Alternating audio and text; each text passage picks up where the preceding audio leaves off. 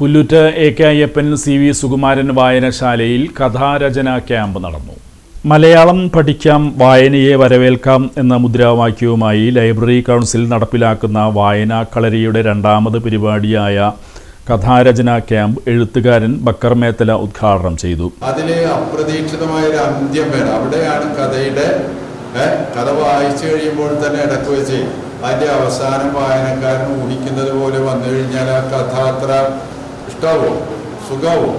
അപ്പൊ എന്താണ്, അപ്രതീക്ഷിതമായ ഒരു അന്ത്യം നമ്മൾ ഭാവനയിൽ സൃഷ്ടിച്ചെടുക്കണം. അപ്പൊ ആ ക്ലൈമാക്സിന് വേണ്ട ഒരുപാട് പരിശ്രമം നമ്മുടെ മനസ്സിലിട്ട് അതിനെ പരുവപ്പെടുത്തിയെടുക്കണം. അപ്പോഴാണ് നമുക്ക് നല്ലൊരു കഥ പിറവി കൊള്ളാനുള്ള സാഹചര്യം ഉണ്ടാവുക. അപ്പോൾ ഈ കഥ നന്നായിട്ട് അനുഭവിക്കണമെങ്കിൽ എന്ത് വേണം? നല്ല ഭാഷയും വേണം. ഭാഷ തീവ്രമാകുന്ന തരത്തിൽ തീവ്രമാകേണ്ടിടത്ത് തീവ്രമാവുകയും മൃദുവാകേണ്ടിടത്ത് മൃദുവാവുകയും കാവ്യാത്മകമാകേണ്ടിടത്ത് കാവ്യാത്മകമാവുകയും വേണം.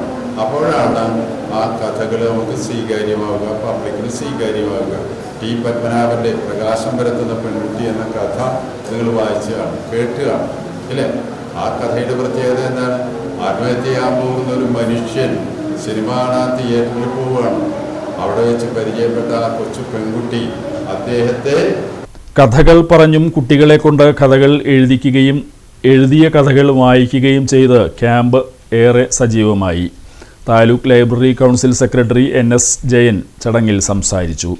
കളരിപ്പറമ്പ് ഗ്രാമീണ വായനശാലയുടെ 2025 വായനാ പുരസ്കാരം ലഭിച്ച ബാലവേദി പ്രസിഡന്റ് മലാല വിഭീഷന് ബക്കർ മേത്തല പുരസ്കാരം സമ്മാനിച്ചു. KR Narayanan, Reshma Shanmughan, Muneera, M Mithu, KH Sabitha, Jameela teacher, Nandu Augustine എന്നിവർ നേതൃത്വം നൽകി.